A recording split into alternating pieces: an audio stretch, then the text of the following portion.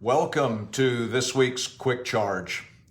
Jesus said in John 8:44, "From the beginning, the devil was a murderer.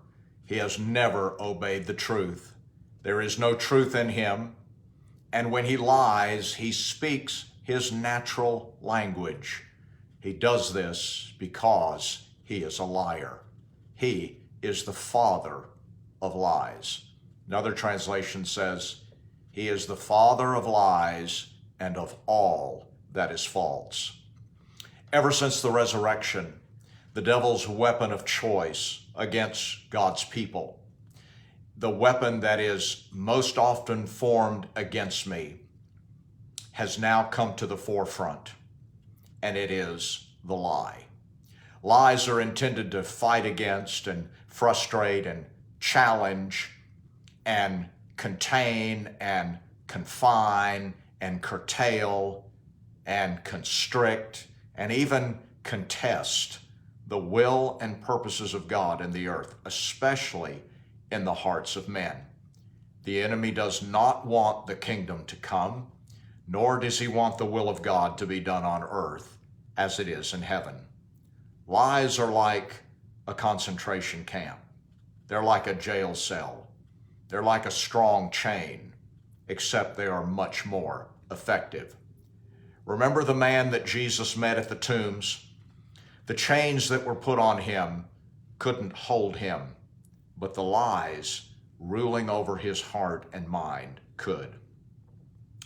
The Apostle John refers to this strategy in Revelation 12 as he sees the dragon spewing water out of its mouth that becomes a flood on the earth that is meant to sweep away the inhabitants of the earth.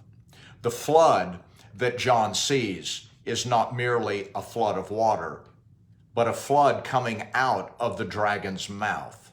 It is a flood of words, a flood of lies. This invisible flood works in several ways, just as a natural flood does. Natural floods carry away, and so do lies. Floods push against and press on that which is rooted and rigid and real and solid and well-founded and stable. So the purpose of the lie is to carry us away from our place in God, our position, our planting, our prosperity, and our destiny. The enemy wants to move you and I away from and off of the truth, what we know, what we should know, and what we need to know. Because it is the truth that makes me free.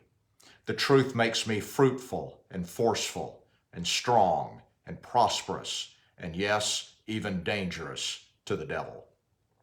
So the strategy is to move me out of my place of victory and mastery into a place of vulnerability, weakness, and victimhood. You can observe this happen to people when they are carried away by the power and the persuasion of a lie without them even knowing it. They've accepted it, embraced it, that which is simply not true, and it's not from God. Another thing that floods do is they carve out. There is a sufficient force in a flood to slowly erode, gradually reshape, to wear away, and it then unconsciously affects us.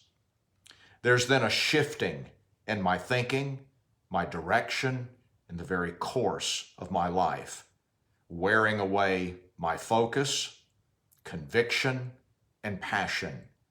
So I'm being negatively affected slowly, just as a great river carves out and wears away the landscape. One other thing that floods do is they compromise. You know the expression, just add water.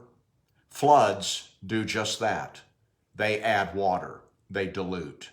Lies lessen the impact and the effects of God's truth simply by watering it down until it no longer has a transforming effect on my life. I'm no longer being affected or impacted by the truth. What is a lie?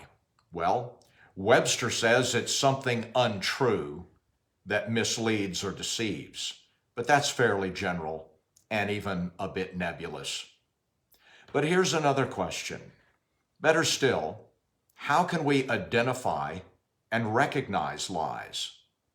What form do they take in this flood? How are they packaged? How do they manifest? Well, join me next week for more to find the answers to the truth about lies. God bless you.